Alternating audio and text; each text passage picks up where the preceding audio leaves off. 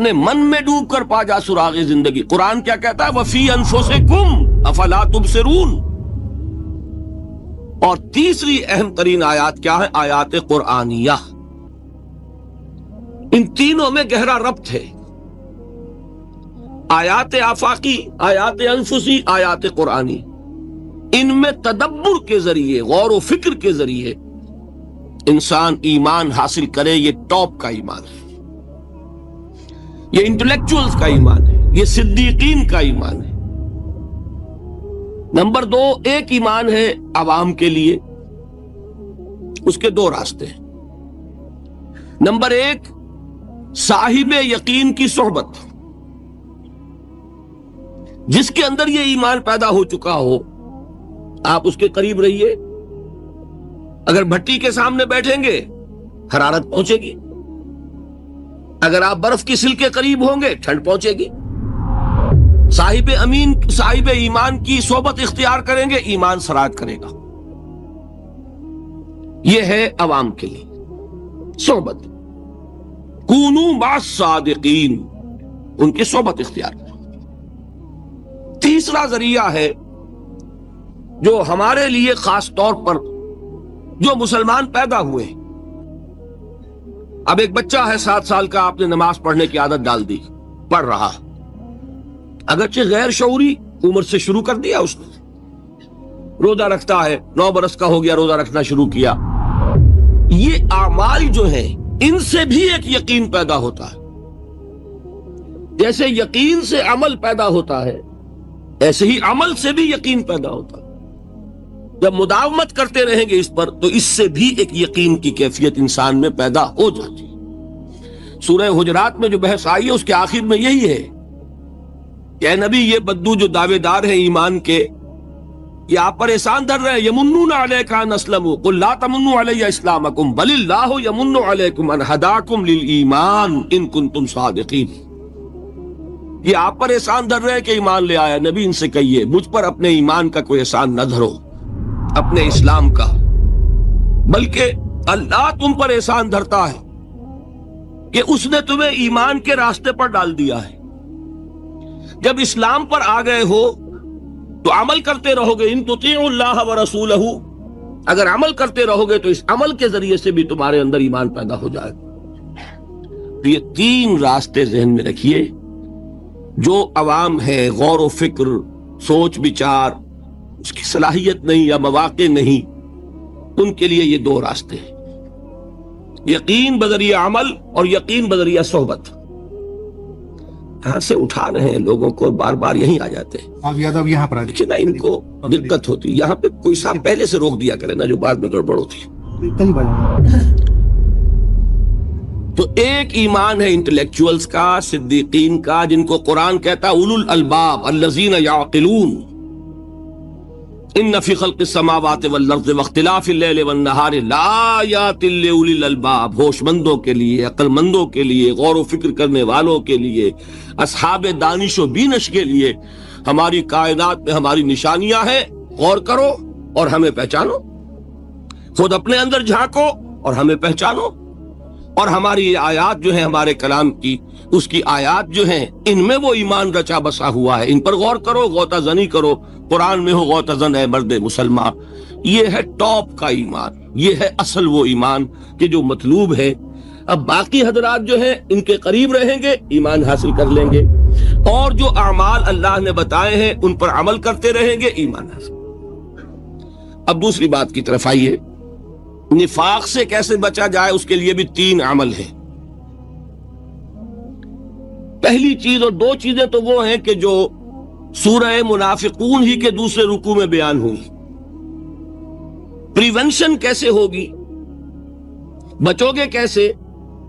دوام ذکر، اللہ کو یاد رکھو. یا ایھا الذین آمنوا لا تلہکم اموالکم ولا اولادکم عن ذکر اللہ ومن یفعل ذلک فاولئک هم الخاسرون. دل کو غفلت میں مت آنے دو. دل غافل ہوگا، شیطان کا ڈیرا بن جائے گا. وہ دوام ذکر میں، البتہ یہ ذہن میں رکھیے کہ دوام ذکر کا ذریعہ کیا ہے، اس میں بغالتے ہیں لوگوں کو. جو سب سے بڑا ذکر ہے اس کو بھولے ہوئے ہیں، اور جو تیسرے چوتھے نمبر کا ذکر ہے اس کو سمجھ بیٹھے ہیں کہ بس یہی ذکر ہے. سب سے بڑا ذکر، مجسم ذکر قرآن ہے. الذکر انا نحن نزلنا الذکر وانا له لحافظون. وہ الذکر کون سا ہے؟ قرآن. اسی کو فرمایا، میں نے وہ آیت سنائی تھی کہ لوگ تنزیہ کہتے تھے، یا ایھا الذی نزل علیہ الذکر انک لمجنون. حضور سے مخاطب ہو کر کہتے ہیں فلاں جس کے اوپر کے اس کے خیال کے مطابق ذکر نازل ہوا ہے، ہم تو تمہیں پاگل سمجھتے ہیں. وہاں بھی لفظ کیا ہے؟ الذکر. تو معلوم کیا ہوا؟ انا انزلنا الیک الذکر لتبین للناس ما نزل الیہم. یہ الذکر ہے. تو اس سے بڑا ذکر کوئی نہیں. تلاوت قرآن، تدبر قرآن، غور و فکر قرآن کا، قرآن کو یاد کرنا. اس پر میرا کتاب چاہے مسلمانوں پر قرآن مجید کے حقوق، اب تو یہاں شاید کوئی کتاب موجود نہیں رہی ہے، بہرحال اگر آپ کو ضرورت ہوتی ہے پاکستان سے منگا لیتے ہیں ہر شے، پڑھیے انشاءاللہ آ جائیں گی چیزیں. نمبر 2 ذکر کیا ہے؟ اقیم الصلاۃ لذکری. نماز کو قائم کرو میری یاد کے لیے. یہ ذریعہ ذکر میں وہ تو ہے ہی مجسم ذکر، اور یہ ذریعہ ذکر میں سب سے اہم ہے. یہ عملی ذکر بھی ہو رہا ہے اور قولی بھی ہو رہا ہے. سورہ فاتحہ پڑھی آپ نے، قرآن شریف کی کچھ آیات پڑھی، پھر رکوع کیا. یہ رکوع جو ہے یہ آپ کا عملی ذکر ہے کہ آپ نے اپنے وجود سے اللہ کی عظمت کو تسلیم کیا. پھر آپ سجدے میں گرے، یہ آپ کا عملی ذکر ہے کہ اپنے وجود سے آپ نے اللہ کی عظمت کو اور تسلیم کیا. تیسری چیز ہے مسنون دعائیں اور مسنون اذکار جو حضور سے ثابت. ہمارے ہاں کیا ہو گیا؟ مجھے فلاں بزرگ نے یہ چیز بتائی ہے، وہ تو پڑھتے چلے جا رہے ہیں. نہ قرآن سے دلچسپی، نہ اذکار مسنونہ سے دلچسپی. ادعیہ معصورہ آپ غور کریں گے کہ زندگی کے ہر عمل کے لیے حضور کی دعا موجود ہے. صبح اٹھے دعا ہے، آنکھ کھلتے ہی بیت الخلاء میں داخل ہونے لگے دعا ہے، نکلے دعا ہے، وضو کرنے بیٹھے دعا ہے، فارغ ہوئے دعا ہے، مسجد کے لیے گھر سے نکلے دعا ہے، مسجد میں داخل ہوئے دعا ہے. مسجد میں تو ہے ہی ذکر، نماز ہے، تلاوت ہے. باہر نکلے دعا ہے، گھر میں داخل ہونے لگے پھر دعا ہے. سواری پر سوار ہو رہے ہیں دعا ہے، اتر رہے ہیں دعا ہے، شیشہ دیکھ رہے ہیں دعا ہے، کپڑے پہن رہے ہیں دعا. زندگی کا کوئی عمل نہیں یہاں تک کہ جو تعلق زن و شو ہے، جس کو کہ خالص حیوانی بات سمجھا جائے گا، اس کے لیے بھی دعا ہے. غفلت میں وہ کام بھی نہیں کرتا. سمجھ رہے ہیں آپ؟ اب آپ غور کیجئے، اس میں کوئی اضافی وقت نہیں لگا، کوئی اضافی پوسچر اختیار نہیں کیا آپ نے، یوں بیٹھو، اس طرح بیٹھو، یوں کرو. کوئی آپ کا وقت اضافی نہیں لگا. جو کام کر رہے ہیں اور آپ اللہ کو یاد کر رہے ہیں، اور وہ اللہ کی یاد اس کام کی مناسبت سے ہے. ان ادعیہ معصورہ سے 2 تعلق جڑ گئے انسان کے. دعا کس سے کر رہے ہیں؟ اللہ سے. جڑا کہ نہیں؟ اور یہ الفاظ کس کے ہیں؟ محمد رسول اللہ کے. تو آپ کے 2 تعلق جڑ گئے. آپ اپنی جی سے گھڑ کر دعا مانگیں گے تو پہلا تعلق تو ہو جائے گا، دوسرا نہیں ہوگا. بہتر سے بہتر دعا مانگ لیں آپ. لیکن حضور سے جو معصور اور مسنون الفاظ جب آپ زبان سے نکالتے ہیں تو آپ کا تعلق اللہ سے بھی ہوا بذریعہ دعا، اور وہ الفاظ چونکہ حضور کے ہیں صلی اللہ علیہ وسلم تو حضور کے ساتھ ہوا. یہ تیسرا درجہ ہے. چوتھے درجے میں میں مانتا ہوں کہ ایک ہوتی ہے خاص کسی شخص کے امراض کی تشخیص کرنے کے بعد تجویز. کوئی اگر طبیب ہے، ماہر طبیب روحانی، وہ آپ کو دیکھے گا تو اندازہ لگائے گا کہ آپ میں کیا کمی ہے، اس کے مطابق آپ کو ذکر بتائے گا. بھئی فلاں آیت کا مراقبہ کیا کرو. کسی میں بزدلی ہوتی ہے، کسی میں مال کی محبت زیادہ ہوتی ہے، کسی میں توکل کی کمی ہے، کسی میں شہرت کی خواہش ہے، نمایاں ہونے کا جذبہ ہے، کسی میں تکبر ہے. سب کا ایک سا برس تو نہیں ہوتا نا. تو یہ در حقیقت اندھے کی لاٹھی سے نہیں چلنے والی بات. یہ تو ماہر کی کام ہے کہ وہ تجویز کرے کہ تمہارے لیے خاص طور پر ذکر یہ ہے. در حقیقت ہمارے جو یہ سلسلے تھے سلوک کے، یہ بڑے ماہر ہوتے تھے، یہ لوگ بڑے ماہر اطباء تھے۔ یہ جو علم نفسیات ہے اس کے ہمارے صوفیاء سے بڑھ کر کبھی کوئی عالم گزرا ہی نہیں دنیا میں۔ فرائیڈ کیا ہے اور ایڈلر کیا ہے اور یونگ کیا ہے، بچے ہیں۔ ہمارے صوفیاء اکرام نے جس طرح انسان کی نفسیات کو سمجھا اور وہ ان کی مناسبت سے تجویز کرتے تھے، لیکن اس کو رکھا جائے گا چوتھے نمبر پر۔ جیسے مولانا احمد علی صاحب فرمایا کرتے تھے، بھائی اس آیت کا مراقبہ کیا کرو۔ مراقبے کیا مانی؟ اب ان الفاظ کو بھی ہم نے خام خواہ کچھ خاص ایک شکل دے دی۔ مراقبہ کیا؟ توجہ کرنا، دھیان کرنا، خاص اس آیت کے اوپر، اس کے معانی پر اپنے ذہن کو جمانا۔ وہ کیوں ہے؟ تاکہ آپ کے اندر جو کمی ہے اس کی تلافی اس سے ہو۔ لیکن یہ کہاں آئے گا؟ چوتھے نمبر پر، سمجھ گئے؟ تو نفاق سے بچنے کا ذریعہ، پریونشن کیا ہے نفاق سے؟ دوام ذکر۔ نہ تمہیں تمہاری اولاد، نہ تمہارے اموال، نہ تمہاری تجارت، نہ کاروبار اللہ کے ذکر سے غافل نہ کر سکے۔ پنجابی میں کہتے ہیں کہ ہتھ کارول اور دل یارول۔ کام کر رہے ہیں آپ، لیکن یہ کہ دل اللہ کے ساتھ لگا ہوا ہے، زبان تر ہے اللہ کی یاد سے۔ جو قرآن یاد ہے، گاڑی میں آپ بیٹھے جا رہے ہیں، 2 گھنٹے آپ کو کار میں لگانے ہیں، قرآن شریف پڑھتے جائیے، اس سے بڑا ذکر ہی کوئی نہیں۔ یہ ہے پریونشن۔ اب اگر مرض ہو جائے تو کیا ہو؟ اس کے لیے 2 چیزیں ضروری ہیں۔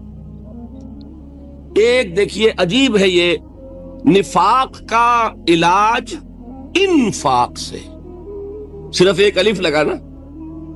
انفاق کے معنی اور ہے، یہ بنا ہے کس سے؟ نفقت الدراہم، پیسے ختم ہو گئے، مک گئے، یا نفق الفرس، گھوڑا مر گیا۔ تو مال کو کھپانا، لگانا اللہ کی راہ میں، اگر دل میں نفاق کی کوئی آلائش آئی ہے تو اس کا ازالہ ہوگا انفاق فی سبیل اللہ سے۔ مال اللہ کی راہ میں دیجئے، صدقہ کیجئے، خیرات کیجئے، دیجئے، اللہ کے دین میں لگائیے۔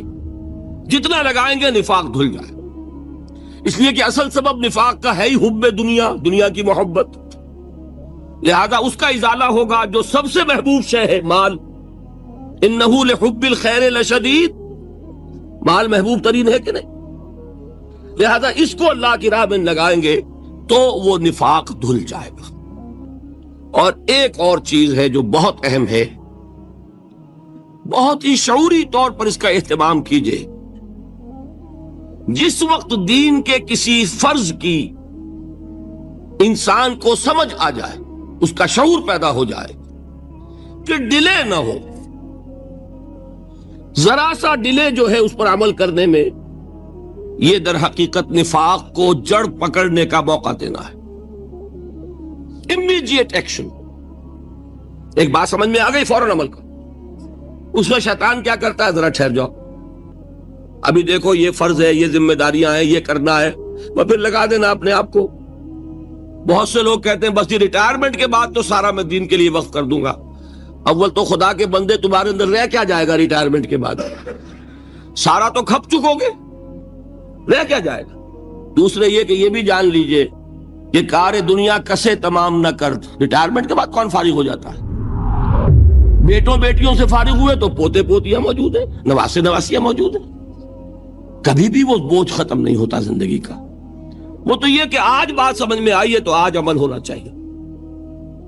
قرآن مجید میں سورہ انعام میں بڑی شدید وعید آئی ہے، الفاظ ہیں یہ، وَنُقَلِّبُ أَفْئِدَتَهُمْ وَأَبْصَارَهُمْ كَمَا لَمْ يُؤْمِنُوا بِهِ أَوَّلَ مَرَّةٍ۔ انسان پر ایک حقیقت کا انکشاف ہوا کہ یہ بات حق ہے، فوراً تسلیم کرے۔ کسی مصلحت کی وجہ سے، کسی بزدلی کی وجہ سے، کسی لالچ کی وجہ سے، کسی اپنی سیادت یا قیادت کی وجہ سے، کیسے مان لوں؟ لوگ کہیں گے کہ یہ نیچے ہو گیا، وہ اونچا ہو گیا جس کی بات مانی، کسی وجہ سے رک گئے، تو اللہ تعالیٰ اندر سے وہ جو استعداد ہے حق کو پہچاننے کی وہ سلب کر لیتا ہے۔ دوسری بات یہ جان لیجئے، ہمارے دین میں ناقابل عفو جرم کون سا ہے؟ 2 मरतबा बयान फरमाया गया सूरह निसा में सिर्फ, इन्ना अल्लाह ला यगफिरु अन युश्रक बिही व यगफिरु मा दून ज़ालिका लिमन यशा। अल्लाह ताला इसे तो हरगिज नहीं बख्शेगा कि उसके साथ शिर्क किया जाए, हाँ उससे कमतर जिसको चाहेगा मुआफ फरमा देगा। नोट कर लीजिए, इसकी भी अंदर भी ओपन लाइसेंस नहीं है कि बकिया सारे गुनाह लाजिमन मुआफ कर देगा, ये नहीं है। इससे तो आप में जुर्रत पैदा हो जाएगी, बाकी सब किए जाओ, ये नहीं। जिसको चाहेगा बख्श देगा, लेकिन उम्मीद जरूर दिला दी कि शिर्क से कमतर कोई गुनाह हो तो उसकी बख्शिश की बगैर तौबा के अल्लाह ताला ने उम्मीद दिलाई। तौबा से तो शिर्क भी माफ हो जाएगा। इससे मुराद क्या है? बगैर तौबा के। अल्लाह ताला ने फरमाया कि और गुनाहों के बारे में तो उम्मीद की जा सकती है, लेकिन शिर्क के बारे में हरगिज़ नहीं। अहमियत वाज़ेह हो गई। मजीद नंबर 3, इस शिर्क की हमागिरियत का आलम यह है कि सूरह यूसुफ की आया मुबारका है, वमा युमिनु अक्सरुहुम बिल्लाहि इल्ला वहुम मुशरिकून। इंसानों की अक्सरियत का हाल यह है कि वो अल्लाह पर ईमान नहीं रखते मगर किसी न किसी किस्म के शिर्क के साथ। ये यूनिवर्सैलिटी है इसकी कि अल्लाह को भी मान रहे हैं लेकिन किसी नौ का शिर्क जो है वो भी लगा रखा है। वमा युमिनु अक्सरुहुम बिल्लाहि, इंसानों की अक्सरियत का हाल यह है कि वो ईमान नहीं रखते अल्लाह पर, इल्ला वहुम मुशरिकून, मगर यह कि कोई ना कोई शिर्क भी करते हैं। चौथी बात ये समझिए कि शिर्क हर दौर में भेष बदल कर आता है। ये जरूरी नहीं है कि शिर्क की जो किस्में आज से 200 बरस पहले थी सिर्फ वही आज भी रहे। हो सकता है कि बिल्कुल नई शक्लें इस शिर्क ने इख्तियार कर ली।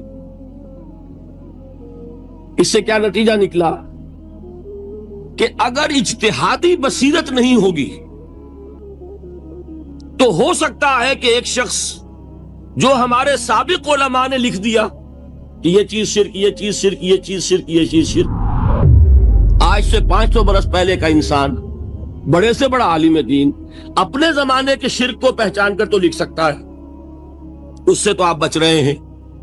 इमाम इब्न तैमिया ने इसको शिर्क करार दिया, इसको शिर्क करार दिया, इसको शिर्क करार दिया, कोई शख्स है जो इससे तो बच गया। इमाम साहब की दी हुई बसीरत से उसने उन जो अकसाम है शिर्क की उनको पहचान लिया, लेकिन यह ऐन मुमकिन है कि आज के शिर्क को वो ना पहचान रहा हो। अपनी जगह वो समझ रहा हो अपने आप को बहुत बड़ा मुवहिद, जबकि इस दौर का जो शिर्क है उसमें मुलव्विस हो। इसको मैंने कहा है कि इस शिर्क के बारे में बड़ी इज्तिहादी बसीरत की जरूरत है। फारसी का एक शेर है, बड़ा प्यारा शेर है, बहर रंगे के खाही जामा मी पोश मन अंदाजे कदत रामी शनासब। अपने महबूब से कह रहा है शायर कि तुम जिस तरह का चाहो लिबादा ओढ़ लो, मैं तुम्हें तुम्हारे कद से पहचान लूंगा। कितना ही छुपा लो अपने आप को, कैसे ही लिबास बदल लो, बहर रंगे के खाही जामा मी पोश मन अंदाजे कदत रामी शनासब, मैं तुम्हारे कद से तुम्हें पहचान। ये अगर बसीरत न हो कि शिर्क को उसके कद से पहचान सकें आप, उसके लिए जरूरत है उसूलों की। देखिए जिस तरह अलजबरा के उसूल होते हैं, फार्मूला है, फार्मूला हाथ में आ गया, मसले हल करते चले जा रहे हैं, आप अप्लाई करने की दे रहे फार्मूले के। अगर आपने सिर्फ गिनती करके किसी जमाने के शिर्क वो तो समझ लिए, लेकिन वो बसीरत बातनी हासिल नहीं हुई, इज्तिहादी बसीरत, वो उसूल हाथ में नहीं आए कि जिससे आप पहचान सकें, तो हो सकता है कि इस दौर के शिर्क को आप न पहचान सकें। उसके लिए जरूरत है कि असल उसूल हाथ में आ जाएं ताकि उसूलों को अप्लाई करें। एक बात मुझसे और सुन लीजिए, मेरा अपना यह तासुर है, हमारे दीन में खैर, भलाई, नेकी, चाहे वो नजरिए की हो, इल्म की हो, अकीदे की हो, अमल की हो, अखलाक की हो, वो सब क्या है? वो तौहीद ही के شجرہ طیبہ کی شاخیں ہیں،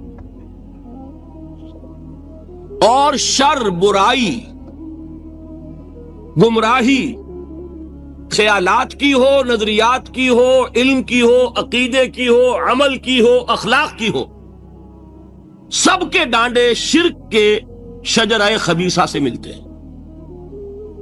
اس شجرہ خبیثہ کے برگوبار ہے جو بھی برائی ہے، عمل کی یا علم کی، اور اس شجرہ طیبہ کے برگوبار ہے جو بھی خوبی ہے، عمل کی یا عقیدے کی۔ یہ میرا تاثر ہے، اور جب تک اس انداز میں وہ آپ کو اندرونی رشتے ظاہر نہیں ہوں گے، آپ پر منکشف نہیں ہوں گے، وہ اجتہادی بصیرت جو ہے پیدا نہیں ہو سکے گی۔ اب آئیے ایک اور بات دیکھیے، شرک میں اور الحاد میں کیا فرق ہے، یہ بھی ہم نہیں سمجھتے۔ الحاد، مادہ پرستی، وہ کیا ہے؟ ایتھیزم، کسی بھی خدا کا انکار۔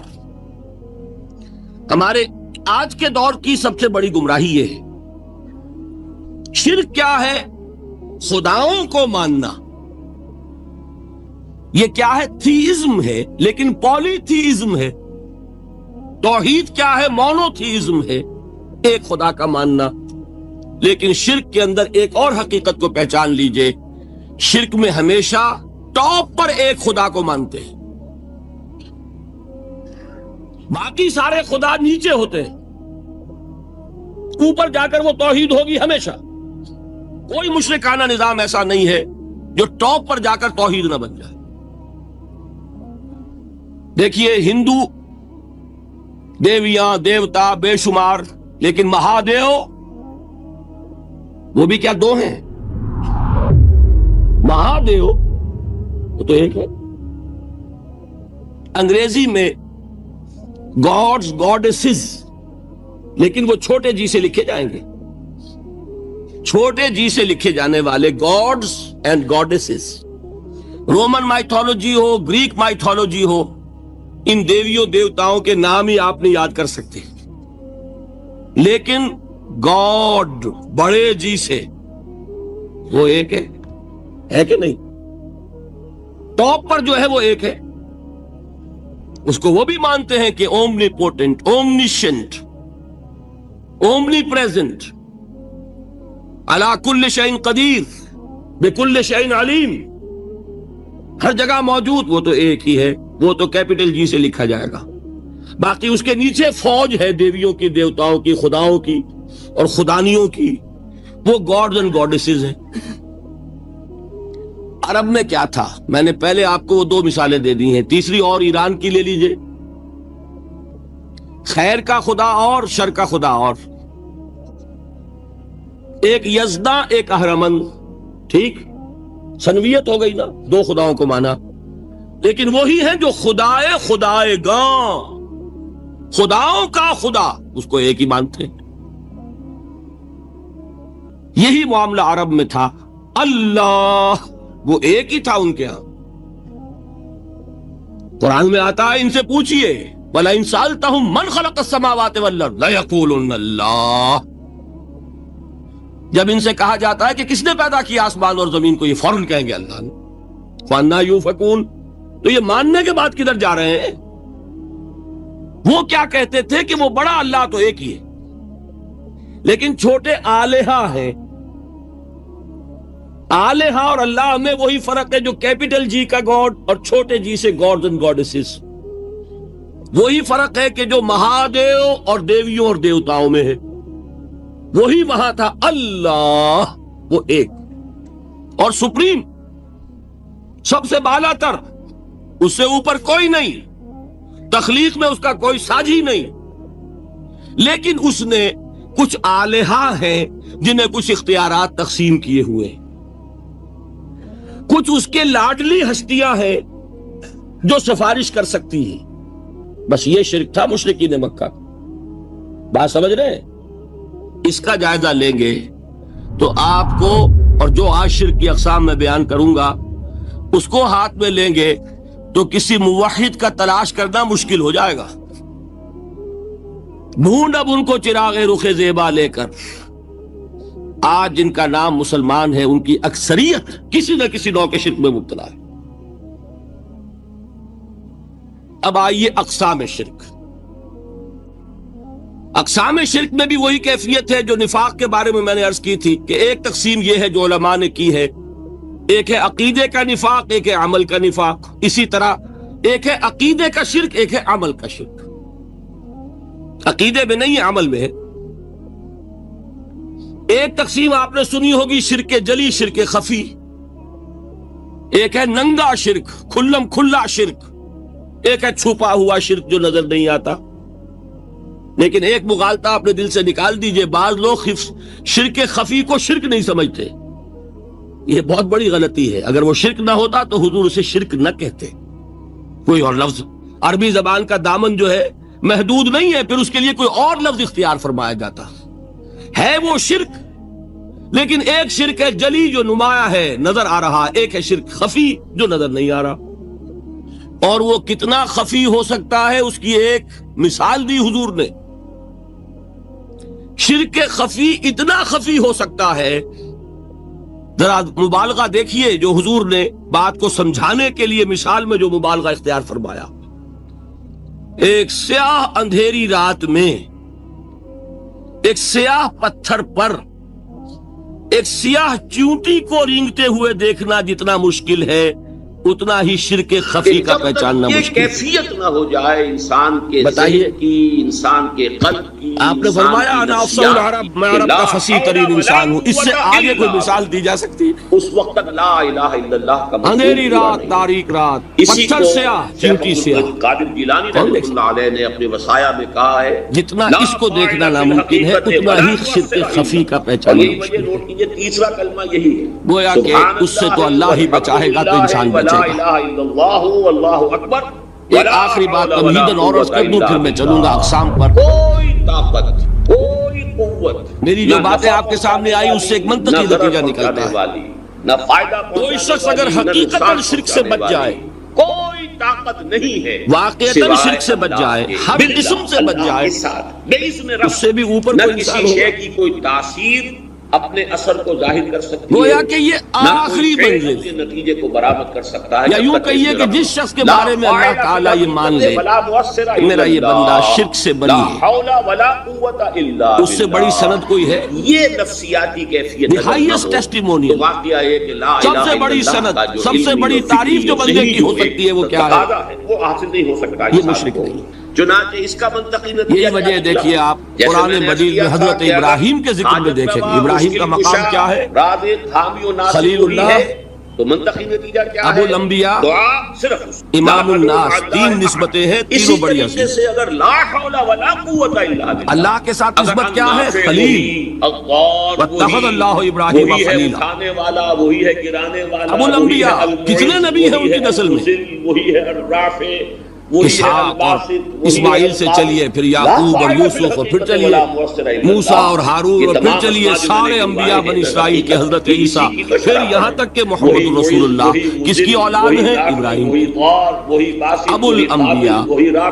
اور نمبر 3، نیچے گرانے والا انی جاعلک للناس اماما، امام الناس۔ تین الفاظ۔ اور قرآن میں جو سب سے بڑی سند انہیں دی جاتی ہے وہ کیا؟ وما کان من المشرکین۔ تین نتیجے اگر نہیں نکلے تو توحید نفسیاتی ابراہیم مشرکین میں سے معلوم ہوا کہ یہ سب سے بڑی سند ہے، سب سے بڑا سرٹیفکیٹ ہے، سب سے بڑا ٹیسٹیمونیل ہے جو اللہ کی طرف سے کسی کو